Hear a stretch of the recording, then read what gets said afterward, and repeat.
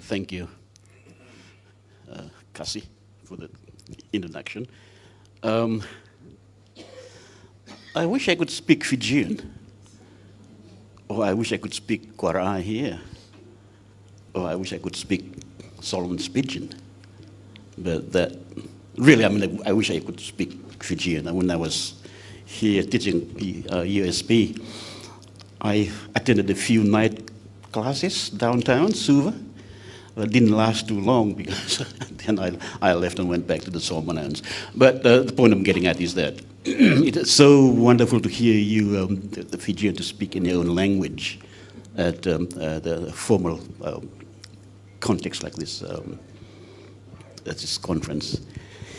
And so not being able to speak Fijian, because I can't speak it, and not being able to speak Kwara'ae or Lao or Solomon's Pidgin because of that would be you wouldn't be able to understand me. So I'll just speak with the language that the colonialists left us with, which is English, sort of following on Professor Anne's speech this morning. So I'll be speaking English, which is the language that our colonialists left with us, and we have perpetuated it, and in many ways we are making it grow while our own languages probably are suffering because we're not able to speak them at these kinds of conferences. Oi. Right, just some words of gratitude. That's in Kwara'ae, the language that I'm speaking. So, fatale'ale'anga, it really means deepest word of gratitude. And I'd like to fatale'ana, Reverend Professor Upolu Vai, principal of PTC, Pacific Theological College, and also like to fatale'ana, Mr. Isaac Casimir, Director of Institute for Mission and Research, also at PTC. And also like to fatale'ana PTC staff and students. They've been very wonderful to us during these last few days.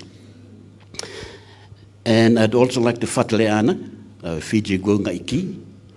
Guangaiki, both Ngwai Makini, means woman and man. Now, Guangaiki in Kwara'ae is like highest chief, like very important people, and that's sort of like all of you, many of you who are here at this conference, you are what we refer to in Kwara'ae as Guangaiki. Guangai meaning the headness, the head. So I'd like to also express my gratitude to all of you. And also like to express my gratitude to Whanua, my government of Fiji, for na Kuala Kulu sana ano kira. I'd like to thank you very much for welcoming us, you and your people in your government, for welcoming us to be here in this conference on land that's yours. All right. And also like to express my fatale'anga for the kini mangwai lekamayan alangana, the women, men and women that came to this conference and participated in it. It's very important. And also like the fatale'ana kini mangwai neal asayana alanga Vakatabu conference, this conference, like the presenters. All right. And then just like to fatale'ana all of us for coming here together and being willing, giving time to come here and be part of this very important conference. I'd like to thank you all. And I bring these greetings from my people of Kwara'ae in Solomon Islands. All right, that's my title. Fa'abu in Indigenous Governance and Politics, and Theology and Spirituality in Kwara'ae. Now, when I first saw the announcement, when Cassie circulated the email and the subtitles or subheadings of topics that people could choose, or themes that people who interested could choose to write their papers on. I saw indigenous, governance and politics, theology and spirituality. I just like, oh my gosh, these for me. I really have to do something or write something on this. So upon reading the conference sub-themes or areas, the concepts caught my attention. So I decided to do a paper or presentation on these concepts. And so I submitted an abstract to Kasi and his committee, which they accepted. And I was very glad about that. It came back to me. But then when I started to sit down and try and get my thoughts together to sort of examine these 5 concepts, or 5 words, I realized that in having decided on the 5 concepts, that I had probably beaten more than I could chew. And I said, oh my God, what did I do to myself? All right? And that's for good reasons, because like the concepts, these are in English.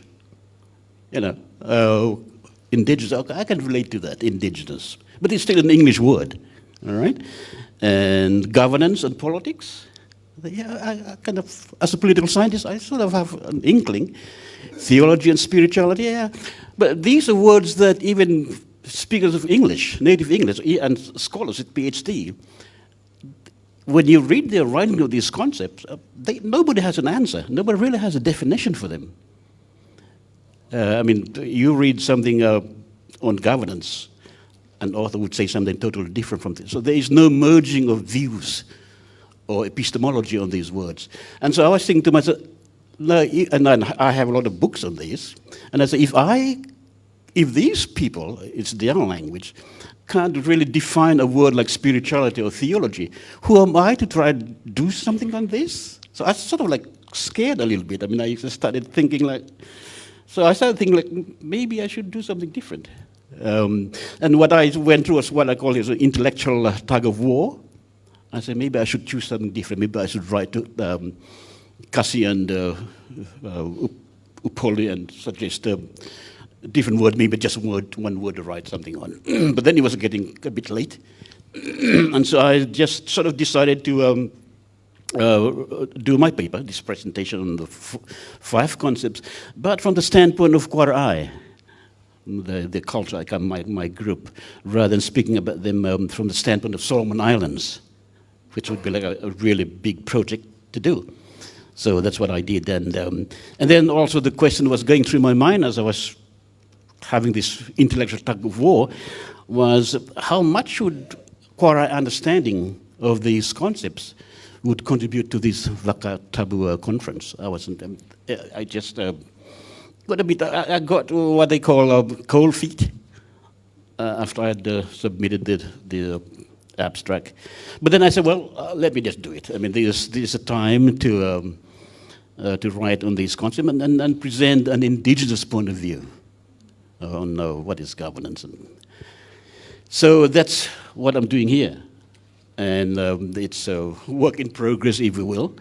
And then I just want to say here, as I said, that this paper is on Kwara'ae, the tribal group that I come from. And it's one of the many tribal groups on Malaita, on the Malaita province, and in the Solomon Islands. So what I'm presenting here is a Kwara'ae perspective, point of view, and not even the Solomon Islands, not even Ngongosila, where Dr. Kabin comes from. Although there's a lot of overlapping between Kwara'ae and Ngongosila.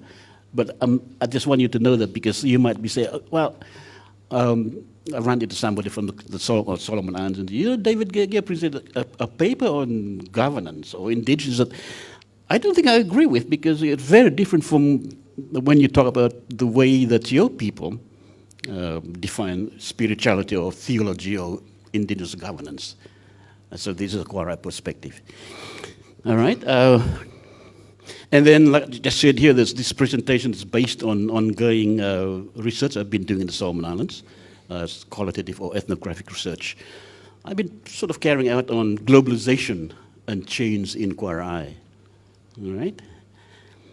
And part of the data reported here, I specifically examines a situation I refer to, or for want of a better term or more apt term, that I call the socio-ontological disequilibrium, sort of an imbalance in society, an imbalance that has to do with culture.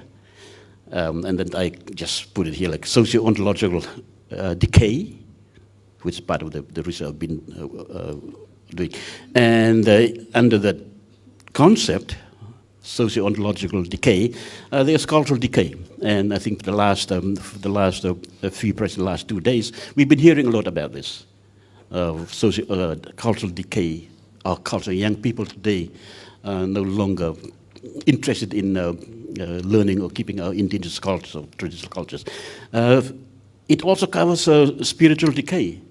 We also talk about for the last few days, and certainly environmental decay. I mean, that was the first presentation this morning by Professor David Gegeo. He talked a lot about environmental decay, soil erosion, seawater level rising, flooding. That sort of comes under my word here, environmental decay. And political decay. Now also in my research, also look at that in some lands. You know, how politicians sort of get away with murder, in other words. When they do something, they get away with it because they are the bosses, them, and they are up there. And who is to take them to jail? So I call it. And then religious decay, which is also sort of like a little bit different from spirituality. Spiritual decay. The religion is the way that churches or theology, and Professor Ann's presentation this morning, I think, was sort of fits right into that, or elaborate on that concept, religious decay, theology. I mean, like Christianity is still it's supposed to be this liberating phenomenon, and initially it seemed that way, but then it became a bit more imprisoning. So that's, if you run into writings and discussion, articulation of religion in that sense, it sort of comes under the religious decay. And so, yeah, okay, thanks. So just a little bit about Kwara'ae society, or Kwara'ae whanua. Traditionally it's a theocratic society, or it's the theocracy, meaning that leadership and political structure was in the hands of religious leaders, all right? And the religious leaders here, the Aofia, is sort of like the top one, and then below him there were Vakatabu, different Vakatabu, all right?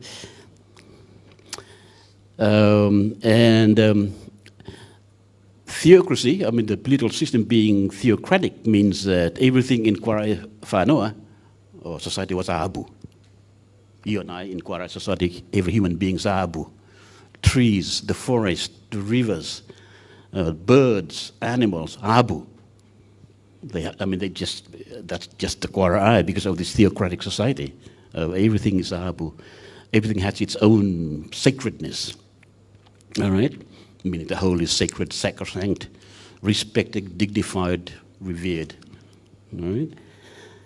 And so theocracy was firmly founded in the, what I see here is the Aimoriki, the living, and Aimaiki, the departed. And in Kwara'ae society, unlike Christianity, where, say, when somebody dies, or the departed, there are two worlds you can go to. There are two destinations. Either if you've been living a righteous life on earth in this life, upon death, you probably head up to heaven, or wherever heaven is. And if you've been sort of like playing around with living on earth, you probably would be headed down to hell. Yeah, there's the dichotomous situation after death. In Kwara'ae, we don't have that. There is no such thing as heaven and hell. Instead, what we have is a magalia, or a cosmos, where the dead and the living, they live together.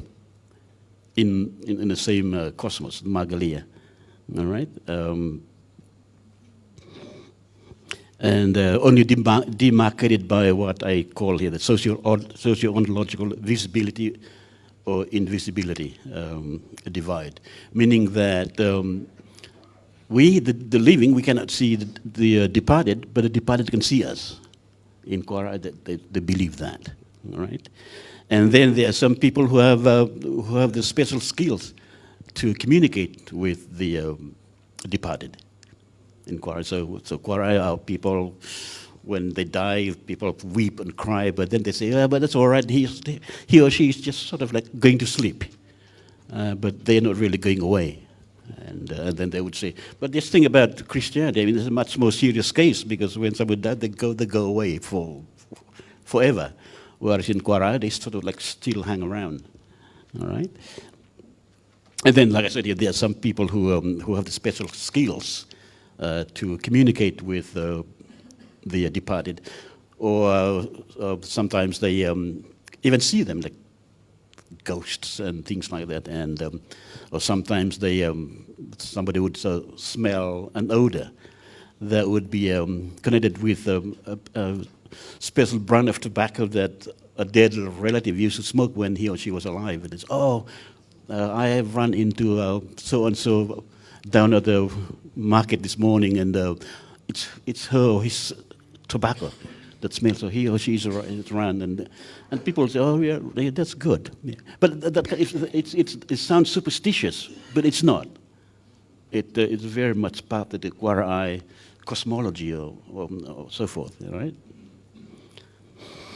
So just sort of give you an idea of this division, this world or this cosmos that the Kwara'ae share, and I just call it here Kwara'ae socio-ontological tripartite or trinity. There you have the Aimoriki, the living, and then you have the Aimaiki, the departed, and then Abu. Abu is part of this trinity or tripartite. All right, like I said earlier on, everybody, everything living, dead is Abu. All right.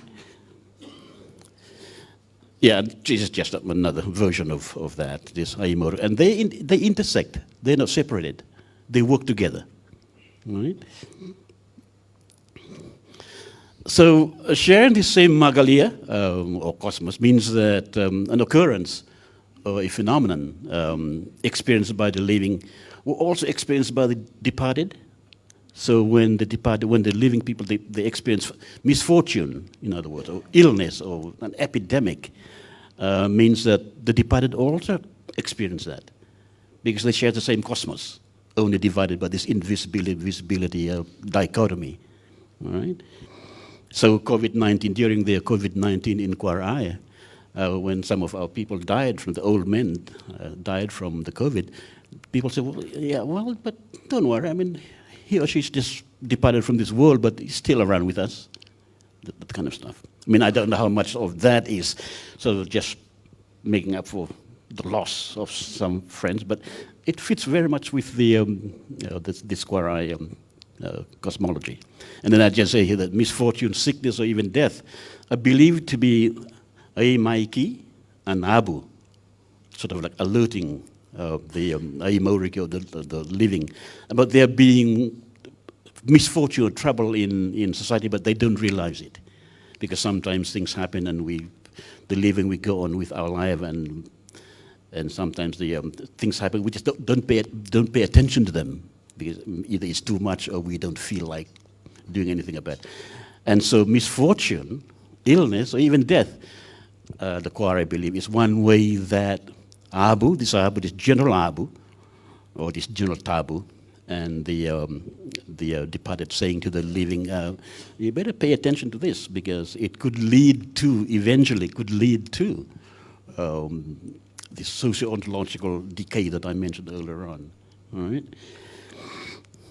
So when that happens, then the community gets together and say, we better consult our specialist to sort of conduct an investigation of why these things are happening, why we're having this misfortune, why the gardens are not producing, or why there's this illness among us, all right?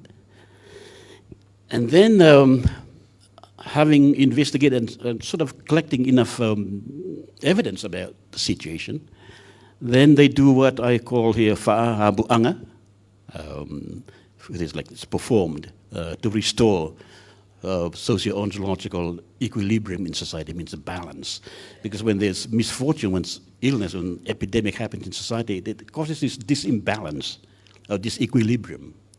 And Vakatabu Conference, I'll be coming to that shortly, is the activity or the doctrine or the ideology that, when performed, put into action, is supposed to repair this damage in society.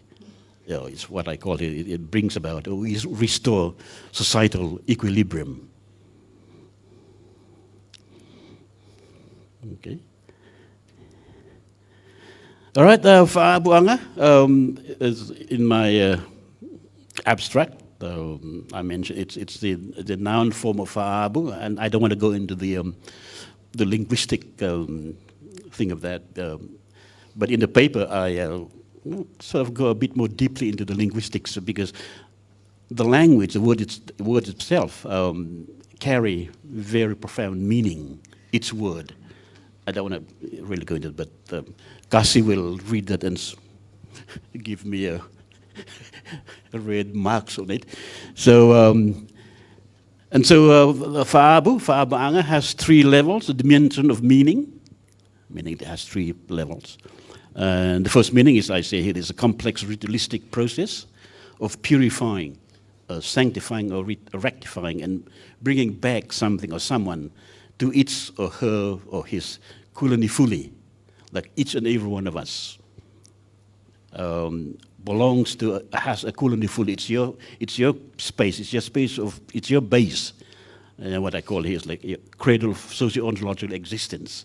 Like all of us, your base where you live, and it's your base. It's called a kulani fully, right? And then that's the first definition of Vakatabu Conference. The second definition is ritualistic consecration, and this one we can all relate to. It's sort of the consecration or enthronement of someone or something for a position of intrinsic reference in a tribe, organization, or society. I mean, like chiefs, when they get selected and get inaugurated by a society. That's what this one is or means. All right, that's this number 2 dimension of meaning of Vakatabu Conference. And then the third one is ritualist. Again, you can also relate to it. It's a ritualistic abstinence from or avoidance of contact with something for an extended period of time. And in Kwara'ae, an example traditionally, when the tribes are ready or getting ready to invade another tribe, the Ramo, or the warrior and his men, would stay away from public contact. They'll be living in this men's special house in seclusion, going through all the rituals, offering sacrifices and so forth. And then they go to war, or they went to war. And then after the successful raid or battle, they would then come back, and there will be a special feast made for them, during which they then sort of what they call fa'amola. They become, well, they end the ritualistic seclusion, and they become part of society. Men can go and stay with their families and so forth. All right. Is it making sense? All right. All right. So Vakatabu Conference then is simply, but it's sort of a bit more complex than I'm presenting here. But I don't want to. It's in the paper. You will read it. It's also the prevention of or rectifying socio-ontological decay. This problem in society, when society is decayed, like there is social enemy in society. Vakatabu Conference is the activity that's performed to bring back, to restore the societal decay. All right, so it's sort of a complex thing, performance, and it's done through giving something to some. Well, I think the thing that's different from, and I went into the paper, but is fa'abu'anga, from ordinary paying compensation, is that when an event or a mistake or something's done wrong, a wrong is committed in society, because of the cosmos, the living the dead, sharing the world. When something's wrong, it means that it also affects the departed. All right, and so fa'abu'anga is performed to also make sure that the departed or the dead relatives are happy with that. Now that's different. I mean, from say somebody stole my pig, steals my pig. You wouldn't do fa'abu on that, fa'abu'anga, because that person will just pay me money or compensation, and that's finished. Whereas fa'abu'anga is very different, with some very simple things that requires fa'abu'anga. For example, say somebody broke into my house, all right, and wanted to steal, but he was caught before he could walk away with anything. He would have fa'abu'anga would be what he'd have to do, even though he hasn't stolen anything, but the fact that he invaded my kulonifuli, my space, my cradle of existence. That's sort of what fa'abu is for. Whereas, and also swearing. So when somebody swears, especially women, when somebody swears at a woman, it's not compensation that you have to give, it's fa'abu'anga. Right? So they're two different ways of repairing damage. All right? So, yeah. And so that's to conclude, implications for policies and community action, social action, and how do we repair? How do we make sure that fa'amanata'anga is performed properly? But these days, with young people not knowing how to perform fa'abu'anga or what to ask for, that's relevant for fa'abu'anga, people just ask me, you steal my pig, you fa'abu. And the chief said, what? That's stealing pig, doesn't belong there. Fa'abu is very different. And or sometimes, just recently I went to the village to do some work, and one of my brothers said, I asked, what happened to an auntie that used to live over there? And he said, oh, she's gotten married to a guy from the next village. And then he told me about the whole thing, that he and her boyfriend eloped, all right? And then they got married. Then he said, but that's really stupid. I mean, not stupid, it's not in line, because then the girl's parents asked for fa'abu'anga. Well, then they said, well, they got married. It should have been only fa'abu if he didn't want to marry her. They eloped and then she came back. But the thing is, they got married.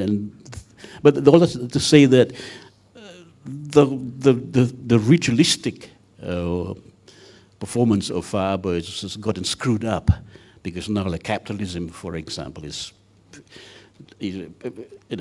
commanding how people enact fa'abu'anga or how they interpret it. So it's again saying something about this socio-ontological decay. Things are different now, and young people don't want to listen to the elders, and so forth. So what I'm saying here is that what's the implication of fa'abu'anga for policies and community social action? Well, I'm just saying here what everybody's been saying for the last few days in their presentation, is that consult existing cultural practices for answers. I think that's what we really have to do. Now we may say, yeah, but times have changed and we're living in different times now. Well, I'm saying here that our great ancestors first settled on our islands some 40 to 60,000 years ago, when they first came here. And I'm saying here, we're still around here, all of us. So they must have done something right, because otherwise we wouldn't be around here. There are societies in the world who are no longer around, all right? So what is that saying? It's saying that, the Maya, for example, of Central America, gone. A huge civilization disappeared, all right? We're still here. Now, our great-great parents, ancestors must have done something right. Now, if they have done something right, I'm saying here, let's look at that. Let's consult our existing cultural practices for answers. Instead of always looking to the outside, something's wrong with us, bring consultants from overseas. I'm not against bringing consultants from overseas to help us with our problems. But I think in many ways we're too quick to do that with our government policies. We're too quick to look outside. And not only that, but our governments paying huge money, bringing consultants, huge. When I'm saying when we could cut down on those expenses by examining, consulting our cultural practices.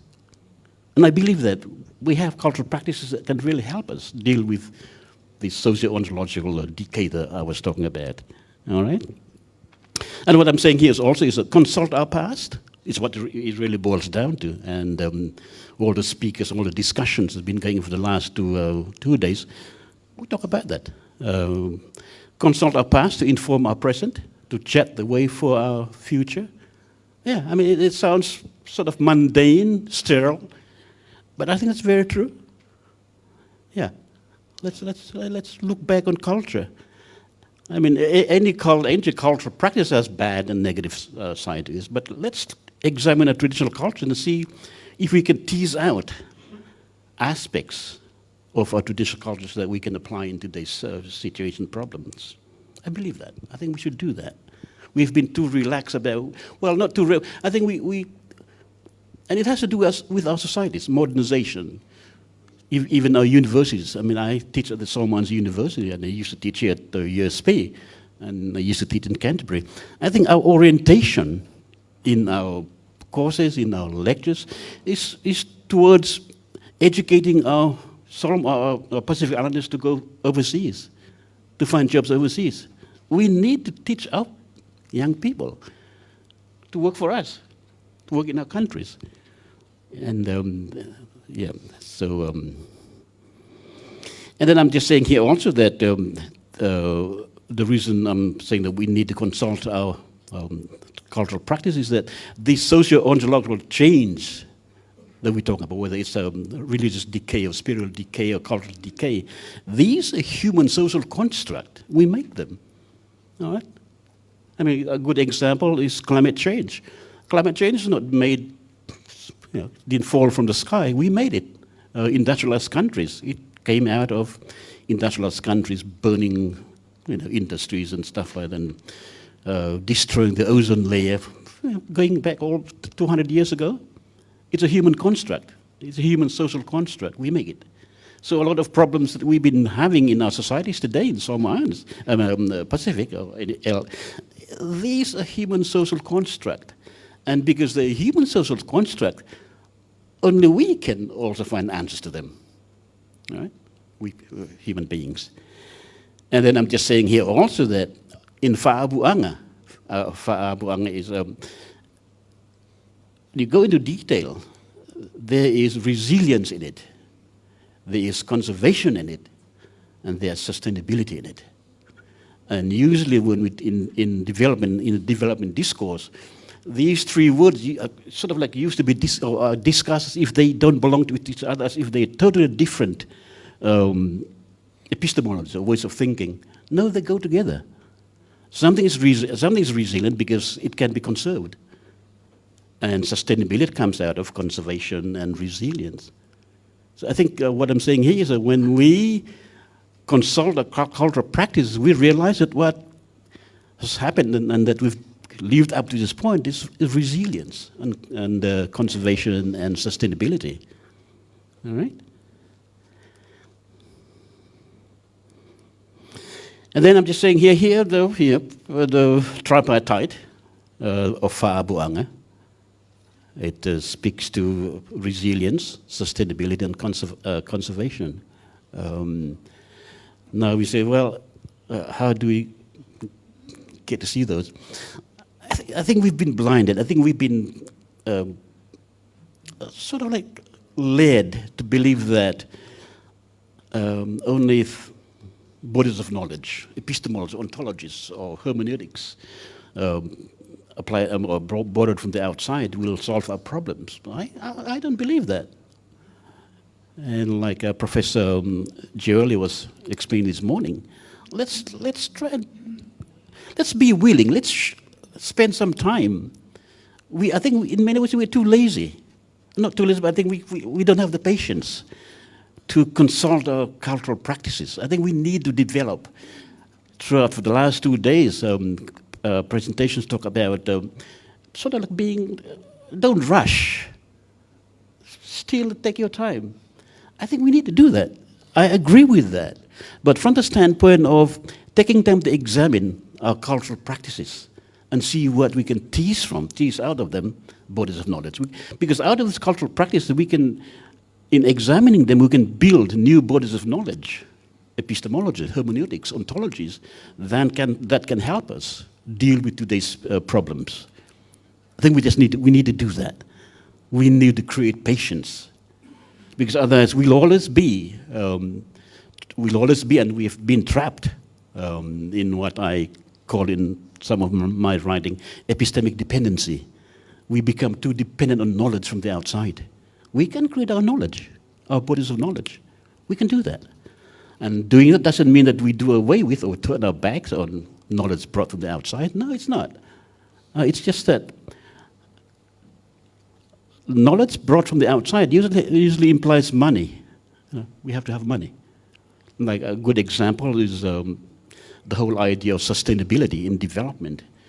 Well, the Western point of view, or Western definition of sustainability is as long as there is money coming from the outside, funds, the project will continue.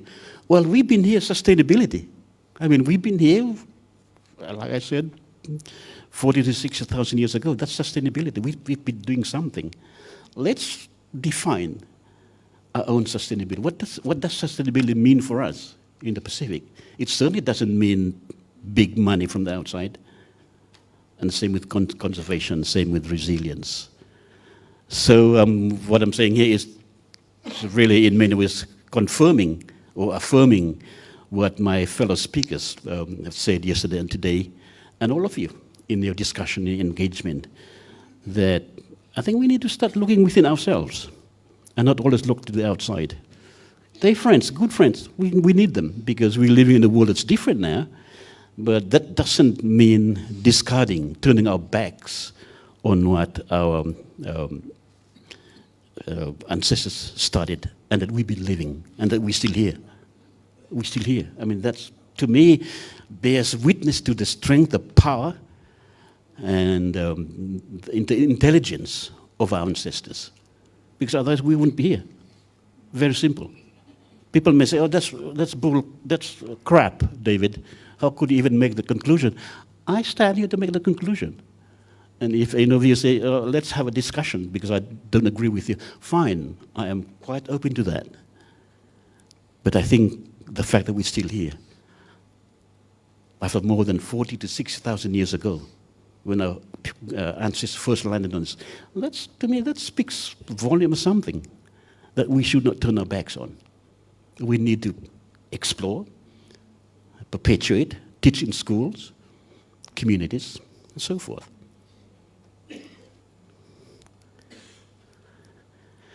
All right. Vinaka Vakalevu, Fafitai Lava, all right.